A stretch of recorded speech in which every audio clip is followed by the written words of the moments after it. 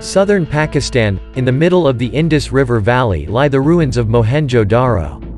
This ancient city, whose name means Mound of the Dead, was one of the largest urban settlements in the world in 2600 BC. The ancient city of Mohenjo Daro had what appeared to be streets that were laid out parallel and perpendicular to each other like a modern city. The homes actually had their own toilets, and they had a very sophisticated sewer system. So it looks like a very advanced city. Ancient astronaut theorists have long thought this site was also the epicenter of a nuclear explosion that occurred more than 4,000 years ago. Skeletons were found in dead positions, as though there's an instantaneous death. And some of those skeletons, as measured by Soviet scientists, had 50 times the normal radioactivity. They found pottery that had been fused. Then walls were heated to such an extent they became vitrified, or glass-like, suggesting some sort of ancient nuclear weapon involved. According to the Mahabharata, the ancient holy text of the Hindus, white-hot smoke rose in infinite brilliance and reduced the city to ashes. Horses were burned by the thousands, and corpses were vaporized by intense heat. And afterwards, a big silence came over the entire land, and people start to have boils on their skin.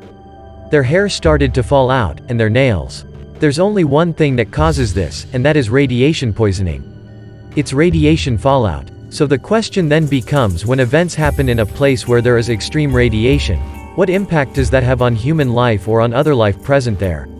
Could this explain, for example, why creatures were born with more than one arm, or more than one leg, which then somehow became deified?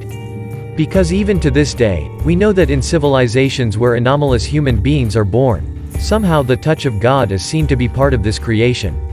According to the ancient Hindu texts, after the carnage at Mohenjo Daro, a fearsome flying monster appeared in the sky. It was called Garuda. In the Mahabharata, the Garuda is a massive bird-like creature. It has a red-faced, red wings, talon. It's so huge, it would block out the sun. There are stories that it would let a certain god Vishnu ride on him on occasion. And each and every time he would show up descending from the sky, he would create hurricane winds.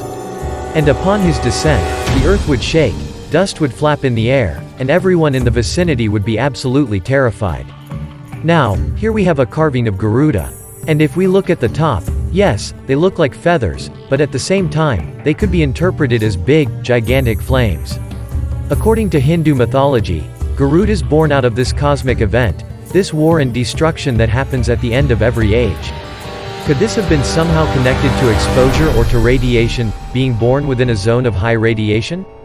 We cannot know the answer, but we do know that within India and within Pakistan, there are known zones of higher radiation than there are normal. The logic dictates that somehow, genetic abominations will have been born within those places. This is a short video, but in future you will get to know about many amazing and mysterious facts about the ancient Earth and ancient extraterrestrials.